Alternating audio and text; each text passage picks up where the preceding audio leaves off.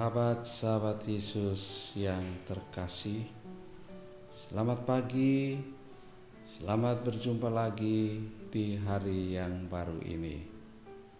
Mari kita awali renungan pagi hari ini dalam doa. Dalam nama Bapa dan Putra dan Roh Kudus. Amin.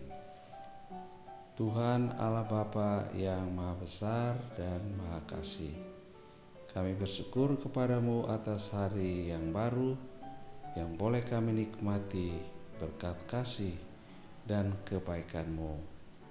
Bukalah hati kami dengan Roh Kudus-Mu, agar kami boleh menyambut firman Putra-Mu yang dapat menjadi jalan, penuntun dan terang bagi hidup kami. Demi Kristus Tuhan kami. Amin. Mari kita dengarkan firman Tuhan yang diambil dari Injil Lukas bab 1 ayat 5 sampai 25. Pada zaman Herodes raja Yudea adalah seorang imam yang bernama Sakaria dari rombongan Abia. Istrinya juga berasal dari keturunan Harun, namanya Elisabet. Keduanya adalah benar di hadapan Allah dan hidup menurut segala perintah dan ketetapan Tuhan dengan tidak bercacat.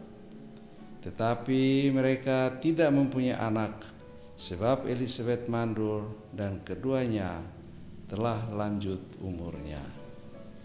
Pada suatu kali waktu tiba giliran rombongannya, Sakaria melakukan tugas keimanan di hadapan Tuhan. Sebab ketika diundi sebagaimana lazimnya untuk menentukan imam yang bertugas, dialah yang ditunjuk untuk masuk ke dalam bait suci dan membakar ukupan di situ. Sementara itu seluruh umat berkumpul di luar dan sembahyang. Waktu itu adalah waktu pembakaran ukupan. Maka tampaklah kepada Sakaria seorang malaikat Tuhan berdiri di sebelah kanan mezbah pembakaran ukupan. Melihat hal itu ia terkejut dan menjadi takut. Tetapi malaikat itu berkata kepadanya, "Jangan takut, hai Sakaria, sebab doamu telah dikabulkan dan Elisabet istrimu akan melahirkan seorang anak laki-laki bagimu. Dan haruslah engkau menamai dia Yohanes. Engkau akan bersukacita dan bergembira, bahkan banyak orang akan bersukacita atas kelahirannya itu.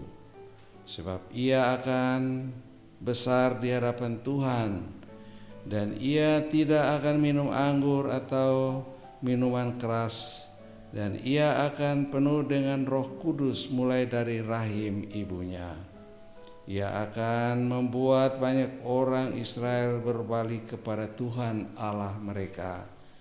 Dan ia akan berjalan mendahului Tuhan dalam roh dan kuasa Elia untuk membuat hati bapak-bapak berbalik kepada anak-anaknya dan hati orang-orang durhaka kepada pikiran orang-orang benar.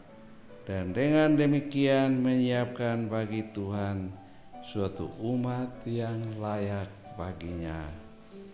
Lalu kata Sakaria kepada malaikat itu, "Bagaimanakah aku tahu bahwa hal itu akan terjadi?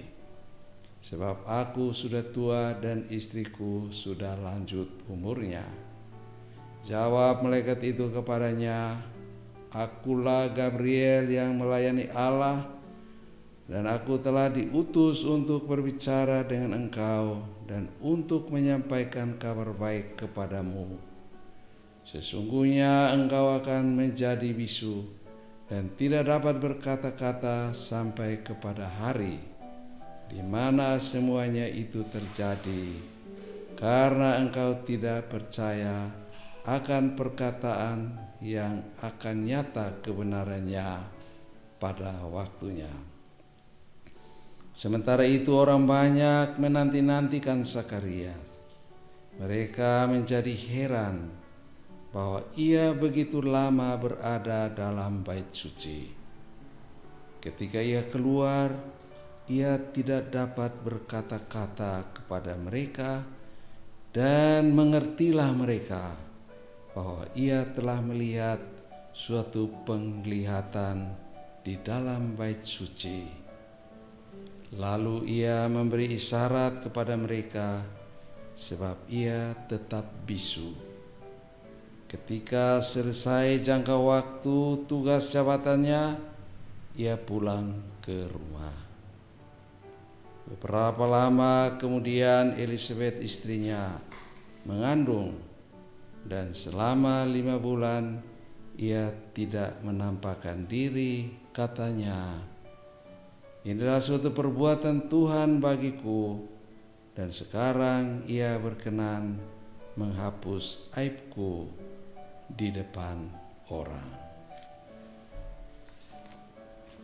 Sahabat-sahabat Yesus yang terkasih, pada hari ini kita mendengar lagi satu tokoh yang juga terlibat di dalam proses hadirnya Sang Mesias di tengah kita.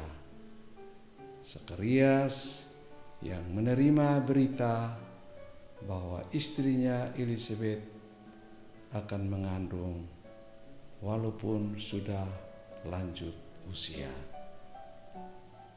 Zakarias meragukan berita dari malaikat bahwa Elisabet istrinya akan mengandung dan melahirkan seorang anak laki-laki. Keraguan itu wajar karena Elisabet sudah lanjut usianya. Karena keraguannya itu akan berita dari malaikat, maka ia mendapat sanksi menjadi bisu sampai anak itu dilahirkan. Setelah dapat berbicara, barulah ia mengangkat pujian kepada Tuhan dalam kidung Zakarias. Penginjil Lukas dalam awal Injilnya mengajak kita untuk percaya pada Allah, karena berita yang disampaikan pasti terjadi. Sahabat-sahabat Yesus yang terkasih, apakah dalam kehidupan kita dan segala pengalamannya kita sungguh percaya kepada Tuhan?